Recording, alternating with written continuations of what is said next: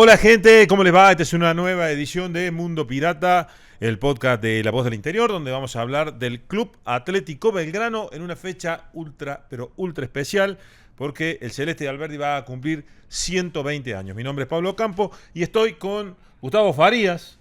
¿Qué tal? Mi gusto de tener y estar en esta casa nuevamente. Gustavo Farías, que ha sido un compañero nuestro de trabajo durante un montón de años, pero que fundamentalmente es un tipo que nos puede hablar de la historia del fútbol de Córdoba, de la historia de Belgrano en este caso, y que absolutamente todos los detalles tiene. ¿Cómo andas, Gustavo? ¿Bien? El gusto, claro, acá transitando una jornada previa a un nuevo cumpleaños de Belgrano, los 120 años, ¿no? 120 ¿Quién diría? Años. Qué barro, ¿no? Después de todo lo que pasó el club, ¿no? Sí, y que todavía esté de pie y orgullosamente en pie. Bueno, vamos a hablar un poco de la historia de Belgrano. Le contamos a la gente, como siempre decimos, esto lo estamos grabando martes 18, es decir, en un rato va a haber una movilización de gente, va a haber festejo, va a haber una gran actividad por parte de la institución para festejar sus 120 años que, bueno, son todo un acontecimiento. Gustavo, contale a la gente, ¿cómo nació este Belgrano que, como me gusta decir a mí, es el Belgrano que se siente en la gente, ¿no? Que no importa el dirigente, no importa el jugador, no importa la actividad deportiva, sino que es eso que siente la gente y que nunca te defrauda. Porque Belgrano es Belgrano, pero los que defraudan o los que fallan son nosotros, ¿viste? Los que están adentro. Bueno. La verdad que los orígenes de Belgrano son fantásticos para contar. Bueno, como todo club, ¿no? Tiene sus historias, sus aditamentos, sus aderezos, ¿no? Pero lo de Belgrano es una cosa increíble porque fue una ocurrencia de niños. Imagínate esos chicos que, bueno, el presidente sabe que don Arturo Orgaz andaba por los 14 años y la mayoría del núcleo fundador de Belgrano andaba por esa edad, ¿no? Una ocurrencia, che, ¿qué te parece? Hagamos un club, ya que tenemos esta barrita, formemos un club. Y estaban en esa discusión cuando se termina por fundar un club que la fecha de fundación... Hay algunas dudas, ¿no? Hay algunas dudas en cuanto a de qué fecha estamos hablando. Pero ¿cómo habrá sido de original esa idea que 120 años después todavía estamos hablando de esta idea de los niños de formar un club 120 años? Mirá lo que se convirtió, esa ocurrencia infantil, ¿no? Y como te decía, hay dos fechas que andan circulando. La oficial claramente es la de 19 de marzo de 1905, pero difícil de documentar todas estas cosas porque realmente los diarios en esa época publicaban poco, testimonios orales prácticamente no existen. Y lo que sí yo he rescatado como muy valioso es un testimonio que dejó uno de los fundadores, que es Ernesto Barabram, en una de unas monografías que él había escrito de puño y letra. Misiva que habrá pasado. Claro, donde recuerda aquellos primeros pasos, y eso es un documento para mí valiosísimo. Y en esos documentos, Ernesto Barabram, que además fue gerente de noticias de acá de La Voz del Interior hasta 1931, él habla de que el Belgrano se funda el 19 de junio de 1903. El día previo al Día de la Bandera. Sí. Él narra ahí en estas cuestiones que estaba el grupo de niños hablando de que iban a formar un club. Estaban en Alberdi frente al Colegio Santo Tomás, en Casero 685, en una Córdoba absolutamente despoblada, de 100.000 habitantes. Y se acerca don Eliodoro Orgaz, padre de Arturo, y le dice, ¿qué están hablando? ¿De qué están haciendo? Y dice, estamos tratando de fundar un club, pero no nos ponemos de acuerdo en el nombre. Claro, las mociones que habían eran fantásticas. Sí. Uno le querían poner 27 de abril, por la calle, 27 de abril. Sí. Otro le quería poner Caseros, también por la calle. Claro. Y había una tercera calle que se llamaba Organización Nacional. Mira, si hubiese ganado Organización Nacional, hoy estaríamos hablando de los 120 años de esa entidad gloriosa, Organización Nacional. Pero viene Eliodoro y en ese 19 de junio de 1903 le dice, ¿por qué? Mire, mañana es el Día de la Bandera. ¿Por qué no le ponen General Belgrano al equipo? Y terminan aceptando la moción del padre de Eliodoro Orgaz y se pasa a llamar Belgrano, Y además dice, bueno, ¿y qué color le ponemos? Ahí nomás le da la solución don Heliodoro. Camiseta celeste, pantalón blanco, media celeste. Forman la bandera nacional. Claro. Bueno, pero ¿de dónde sale el 19? Claro, ¿de dónde viene lo El del 19 de marzo? Claro, porque es la fecha oficial de festejos del club, ¿no? Así es. Esto es una interpretación, porque en esto también tenés que interpretar. Cuando vos tenés los datos, interpretas. Esta es una versión mía, nada más que mía. Versión Farías. Y me hago cargo de esto. Versión Farías. Yo lo que creo que sucedió, que es que el 19, en 1903, en 1903 lo que se hace es formar el club, pero sin papeles, sin nada. Che, hagamos un club, dale, estamos listo. Y el 19 de marzo de 1905... no podemos seguir funcionando así, tenemos que hacerlo orgánicamente. Bueno, trae el acta, hoy 19 de marzo de 1905 queda fundado el Club Belgrano y le dan la formalidad ante la ley para que realmente esto sea un club. ¿Existe esta acta? ¿Existe esta acta del 19 de marzo? Físicamente no. Sí, la transcripción la he visto claramente, pero el documento no lo he visto. No sé, yo no tengo constancia de que exista, yo no lo vi nunca, pero sí está la transcripción del acta, sí. Pero tampoco tenemos la hora justa, ¿no? Se sabe que era de noche, tarde-noche. Sí. Porque hay un montón de gente que le gusta que esto de los astros y los números, y te preguntan fecha de cumpleaños y hora, y la hora la tenemos ahí un montón de dudas. Tanto la de 1903 como la de 1905 transcurre tarde-noche. Tarde-noche. Así que, bueno, no sé, para los astrólogos ellos sabrán interpretar algo. Ahora, Gustavo, nace el club. Sí. Y comienza a transitar caminos muy difíciles. Exacto. Porque la mayoría de los clubes se formaban con un respaldo económico de alguien o de algo. Talleres se funda a través con los trabajadores del ferrocarril y el respaldo del Ferrocarril Central Córdoba. Lo mismo instituto. Otros eran casas de comercio que estaban por detrás de eso.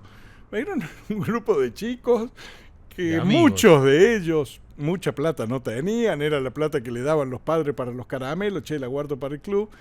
Y después tratar de rescatar y meterte en la liga cordobesa, te decía, tenías que tener cancha, tenías que tener pelota, tenías que tener uniforme. Había un montón de requisitos para poder participar, por eso Belgrano en 1905 no juega nada. Y después empieza, ¿cómo conseguimos la primer pelota? Sí. Y la primer pelota también tiene su historia, porque una historia de piratas, como la de Belgrano. Porque había que conseguir la pelota para poder inscribirte en la Liga Cordobesa. ¿Y cómo hacemos? ¿No? Las pelotas se traían de Inglaterra, no eran dos monedas lo que valían las pelotas. ¿Cómo conseguimos una pelota? No nos alcanza para comprar pelotas en Casa Bartolas, que era la casa que vendía, o Thompson y Williams, que eran las dos que se encargaban de importar pelotas. Entonces, uno de los delanteros de ese equipo juvenil de Belgrano, José Lascano, dice que era alumno del colegio francés y que lo invitaban mucho a jugar al colegio Santo Tomás, los curas lo invitaban a jugar al colegio Santo Tomás.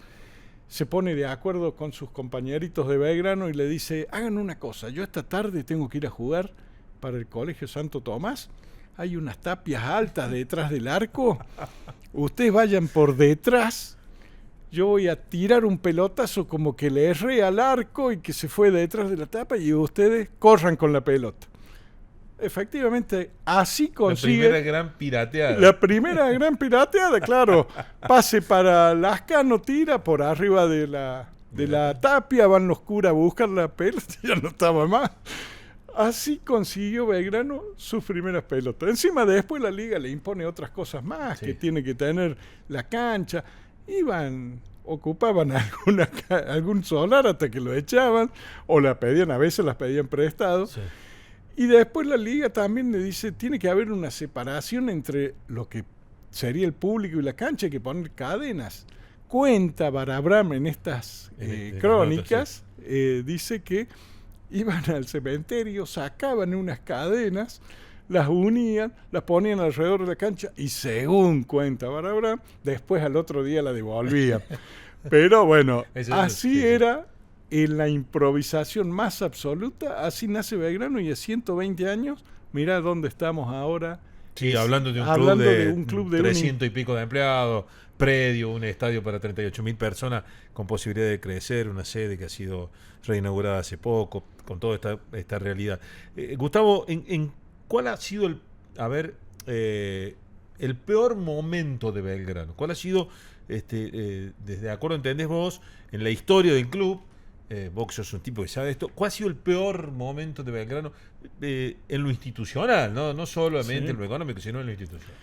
Bueno, Belgrano estuvo muy cerca de desaparecer alrededor de 1907 porque se quedó hasta sin jugadores. Esto de las penurias económicas de juntar plata. Don Arturo Orgaz, por ejemplo, se va casi inmediatamente. Deja el club y se va a fundar otro club que se llamó Club Atlético Atenas, con TH, no es el Atenas actual que conocemos de básquet, sino otro, de efímera existencia. Los lascanos también se van, empezaron y de pronto ya estaba al borde de la desaparición, pero milagrosamente por una cuestión de amistad terminan volviendo algunos de ellos, los lascanos vienen y le dan una mano, forman un equipo, logran el ascenso en 1910 a Primera División del fútbol de Córdoba.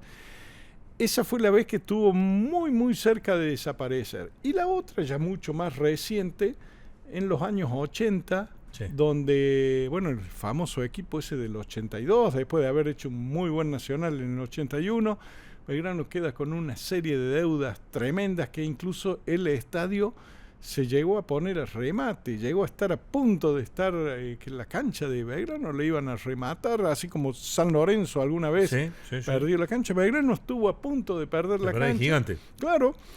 Y en el 82 realmente forma un equipo de juveniles, que fíjate vos lo que son las vueltas de la vida, ese grupo de juveniles que eran unos cara sucia, que como le decían en la época, niños, que estaba Julio César Villagra, José Luis Villarreal, Martelotto, mirá los jugadores, pero en aquel momento cuando recién los meten, eran unos cara sucias, ¿qué vamos a hacer con esto? Y realmente Belgrano pasó a ser la nena fea de los cordobeses, porque los otros tres estaban en primera división, Belgrano estaba acá en la liga cordobesa. Está bien que era en otra estructura, si vos ganabas la liga cordobesa ibas a jugar el Nacional de primera con los grandes. No es que estaba 3 o 4 categorías abajo, era otra estructura difícil de explicarla ahora, pero era con juveniles, estaba al borde de la desaparición y después esa camada de juveniles termina dándole la gran alegría del equipo del 86 que consigue el primer título oficial de AFA.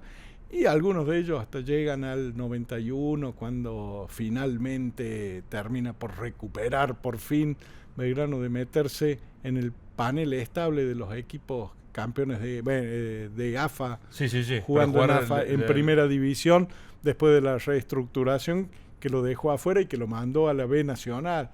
Porque recordemos que Belgrano aparece en la B Nacional no porque se hubiese ido al descenso en cancha, sino porque la estructura lo dejó afuera. Sí, recuerdo y que después llegó la famosa invitación a la Liga Cordobesa lo designa porque, bueno, indefectiblemente Belgrano era el equipo más importante que le quedaba a Córdoba, sin Taller y sin Instituto, que ya jugaban en primera división. Absolutamente. ¿No? ¿Y cuál ha sido, a ver, de acuerdo entendés vos, hablando siempre de la historia, de los 120 años, de Belgrano que está con esa torta gigante soplando veritas para todos los hinchas, ¿cuál ha sido el mejor momento del club? Porque ¿en qué momento transitó? Porque ¿esto a qué me refiero? Las generaciones más jóvenes se quedan con el ascenso del 2011 en la cancha de River, con el campeonato del 2022 ahora que lo devolvió a primera división, pero hubo otros momentos también muy lindos en la historia del club. Es difícil de dimensionar porque si yo te digo que un campeonato de liga cordobesa puede haber estado a la altura de eso, era los equipos que jugaban en la liga cordobesa tenían un nivel para jugar en primera división, claramente, muchos de ellos. No era fácil, sencillo jugar contra el Instituto de Kempes, Ardiles, Beltrán. no era fácil jugar contra el Talleres de Oviedo, de, sí, de Bravo. pero eso tenía en la Liga Cordobesa. De hecho, el primer partido que juegan los campeones del mundo del 78, que eran de Talleres, juegan en la Liga Cordobesa contra Huracán de Barrio La France. Después de jugar contra Holanda, vienen acá a jugar contra Huracán de Barrio La France. Talleres estaba en la Liga también. Sí, claro. Sí. Era torneos picantes, pero bueno, como mediático, como fenómeno mediático, creo que nada va a igualar pero en este caso es por el rival vencido. Sí. Ganarle la promoción a River es un hecho, fue una noticia que dio la vuelta al mundo, es la verdad. Sí. Es la verdad. Pero no creo que haya sido eso el logro más importante de Belgrano en su historia. La conquista del regional del 86. Párate ahí un segundo. ¿Sabes por qué te digo eso? Porque lo que vamos a contar ahora se va a oficializar en estos días. Porque esa conquista del 86, de aquel torneo regional, torneo del interior. Aquel torneo regional pegó de tal forma que cuando todo el mundo se dio cuenta y descubre que realmente era un torneo de primera división, claro, porque daba clasificación a una liguilla que después, ahora vamos a echar un poco de eso, y daba clasificación a una Copa Libertadores, era porque era un torneo de primera. Claro. Y ese torneo, contanos un poco la historia del 86, que seguramente no ha sido dimensionado por el hincha de Belgrano, por esto de casi tanto tiempo que pasó, de lo que realmente, el valor real que tuvo, ¿no? Claro, fue tapa de la revista Solo Fútbol y no de la edición cordobesa, tuvo una gran cobertura de la revista Gráfico. Es que es un torneo difícil de dimensionar para cualquiera, para todos, no solo para las nuevas generaciones, sino también en aquel momento nadie sabía en qué estabas parado, hacia dónde iba, porque en realidad ese torneo era para los equipos del interior sin Buenos Aires. Era el torneo, así como había un metropolitano que se jugaba únicamente con los de Buenos Aires, a los que después se fueron metiendo a los de los 1309.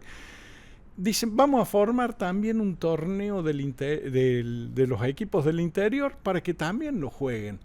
Y fue primera edición y después no hubo una segunda edición, pero en realidad cuando surge era la idea que el fútbol lo vamos a hacer porque estábamos reestructurando todo el fútbol argentino. Sí.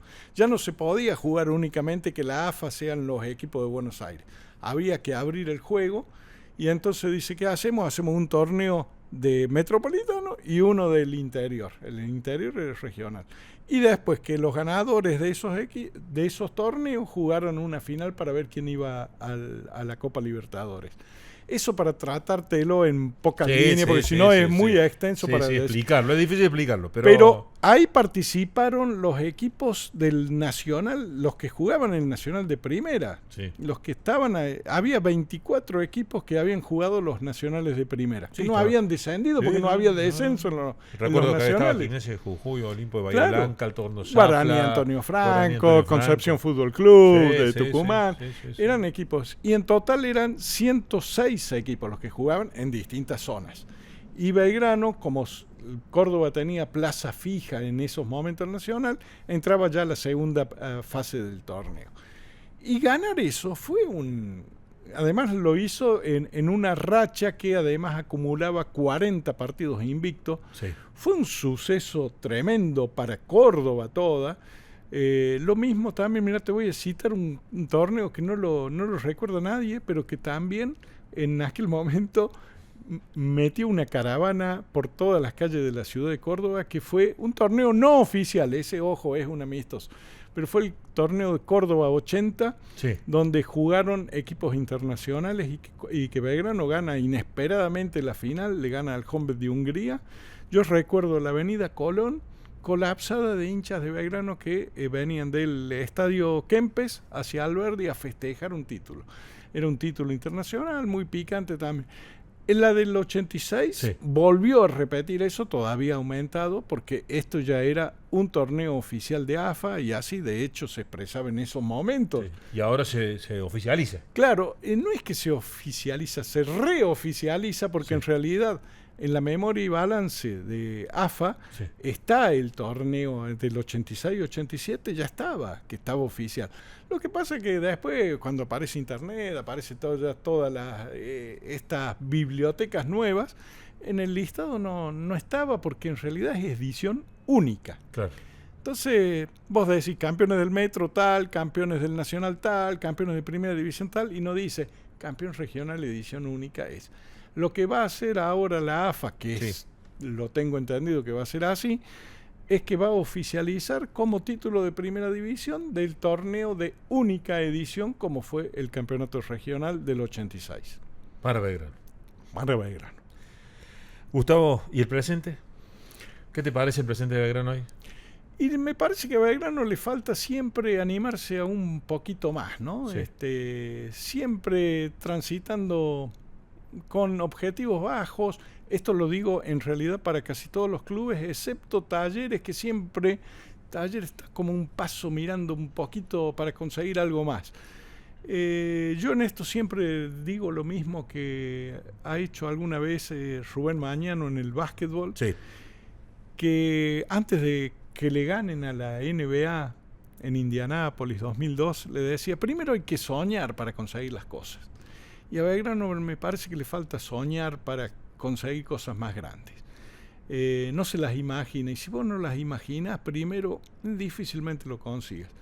Y eso es lo que le veo, que siempre no solo a Belgrano, a varios clubes, inclusive Talleres en alguna otra gestión, también le falta un poquito de animarse a soñar que puede ser campeón, cosa que me alegro mucho también. Por ejemplo, este título de Talleres, una copa, pero bueno, es una copa y bienvenido, y ojalá que sea el despegue. El impulso para todos, ¿no? Exactamente. Para todos. Muchas veces el impulso ha sido cuando se va uno de Córdoba al descenso, después se van los otros. Claro. Vamos a ver si es al revés. Si es al revés, que esta vez sea el que te impulse para estar para arriba. 120 años de Belgrano. Así es. 120 años. Gustavo, muchísimas gracias. A ustedes un placer estar acá. 120 años de Belgrano, que como lo dije hace un ratito y lo repito porque me parece que es así, Belgrano es usted, que es el hincha. Usted que es el tipo que llora, que sufre, que va a la cancha, que demás. Los dirigentes son dirigentes. No importa su tonada, no importa cómo hablan, no importa si son altos, si son bajos, si son flaquitos, si son gorditos. No importa. El Belgrano es usted, el hincha, el socio. Y usted se merece hoy festejar los 120 años. Muchísimas gracias. Esto fue Mundo Pirata, el podcast de La Voz del Interior. Pablo Campos, Gustavo Farías. Gracias, Gustavo, de nuevo. Gracias a ustedes.